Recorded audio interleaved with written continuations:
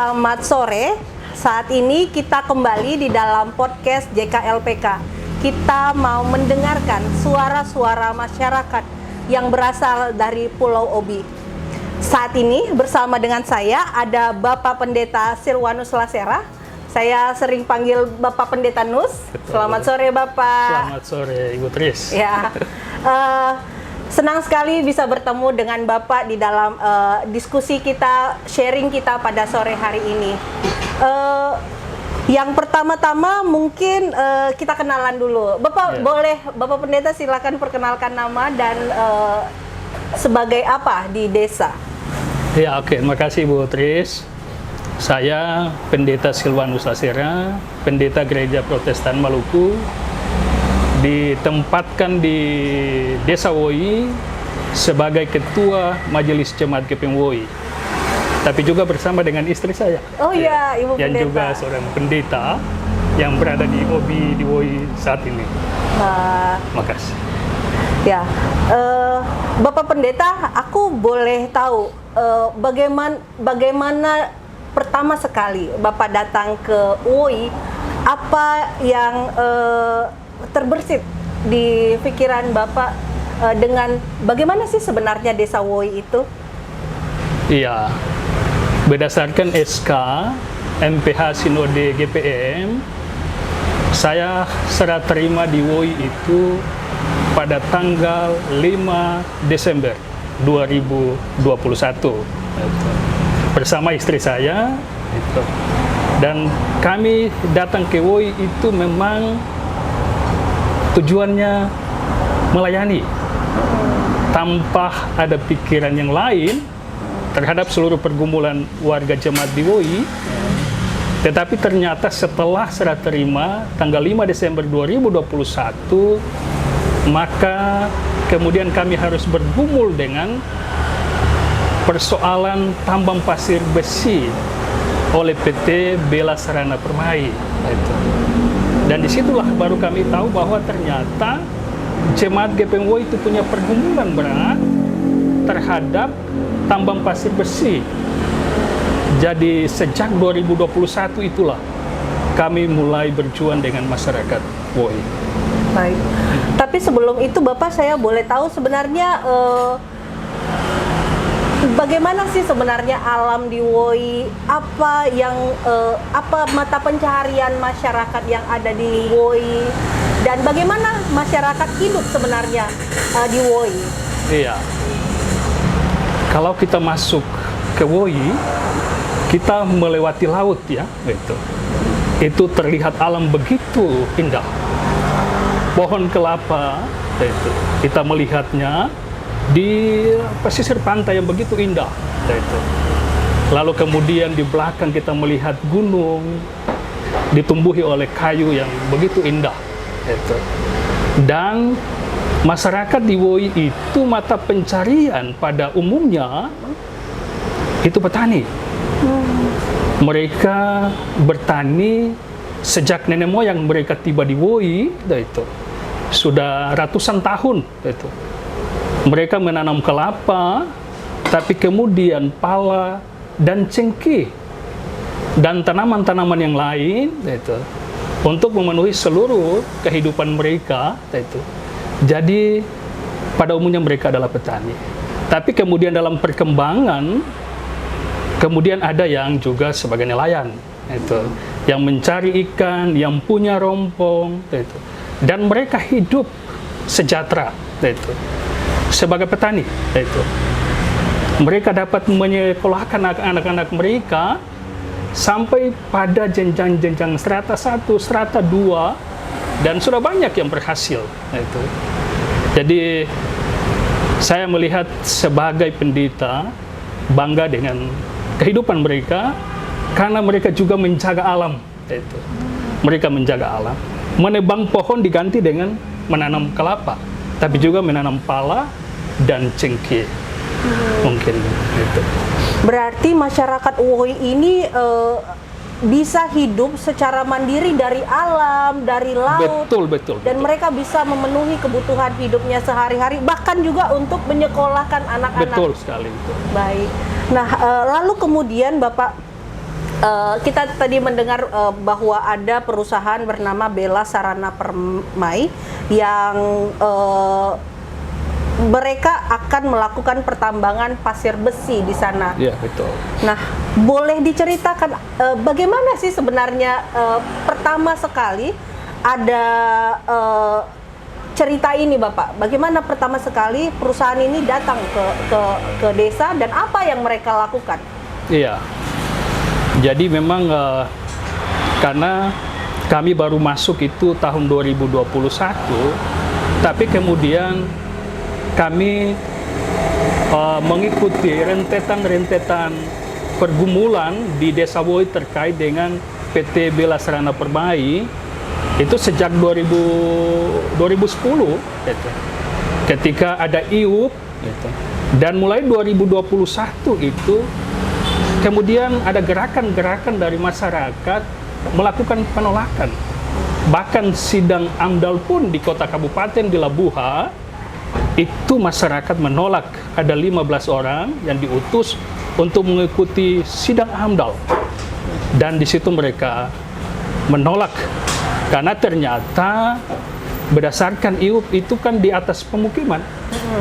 Di atas pemukiman. Desa Woi itu mungkin panjangnya sekitar 1 kilo lebih. Itu.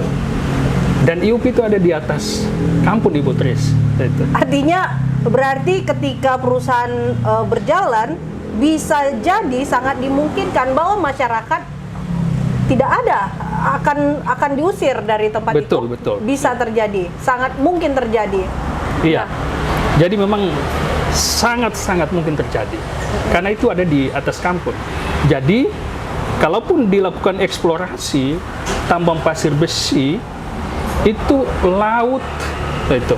Kemudian perkampungan, tapi juga perkebunan masyarakat itu semua akan rusak, hancur, dan saya berpikir akan tidak ada kehidupan di situ. Karena dampaknya sangat besar.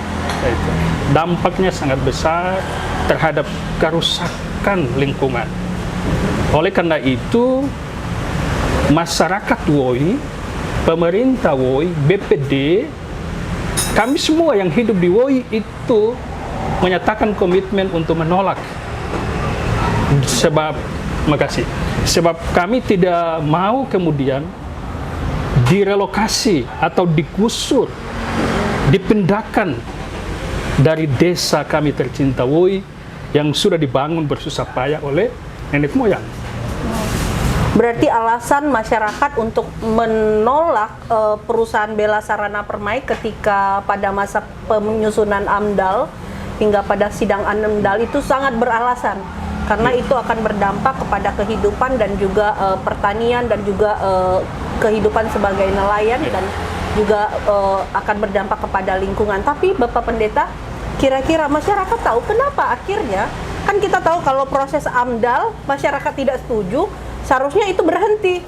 Sekarang ini kok masih ada ya, bahkan IUP, izin usaha pertambangannya itu sudah produksi, sudah seharusnya mereka sudah korek-korek itu tanah seperti itu. Bagaimana pendapat masyarakat ketika mengetahui bahwa setelah masyarakat tolak, 100% masyarakat tolak, tapi kok masih ada ya izin keluar di kampung? Bagaimana respon masyarakat ketika itu? Iya. Jadi memang betul respon masyarakat terhadap IUP itu sangat besar. Karena sejak 2011 itu sudah terjadi penolakan. Itu berarti pemerintah daerah, provinsi dapat mengetahui bahwa memang betul-betul masyarakat menolak karena dampaknya itu cukup besar. Bukan kecil, dampaknya cukup besar itu. Dan kami di Woi itu berharap bahwa ketika penolakan AMDAL itu maka clear. Tidak boleh lagi ada proses-proses ke depan. Dan kalau ada, maka harus dilibatkan masyarakat. Tapi pada kenyataannya, kami sudah mengatakan itu sudah tuntas. Tapi kemudian muncul bahwa IUP itu sudah clear and clear. di SDM. Nah, dan kami merasa bahwa kenapa itu harus ada dan masyarakat tidak dilibatkan, masyarakat tidak didengar, maka kami di kampung tetap melakukan perlawanan. Baik. Saya pikir perlawanan itulah yang akhirnya membawa Bapak mewakili kampung di Woi untuk bertemu dengan pembuat kebijakan terkait desa Woi. Jadi mereka bikin kebijakan yang akan berpotensi berdampak kepada kampung Woi. Bapak bisa cerita apa kesan Bapak ketika Bapak bertemu dengan di Kementerian ESDM, bertemu dengan kita juga kemarin bertemu dengan gereja, PGI, bertemu dengan DPD, Bapak Gral Taliawu. Bisa diceritakan Bapak bagaimana perjalanan di Jakarta kemarin? Oke. Jadi tentunya sebagai pendeta kami sangat senang.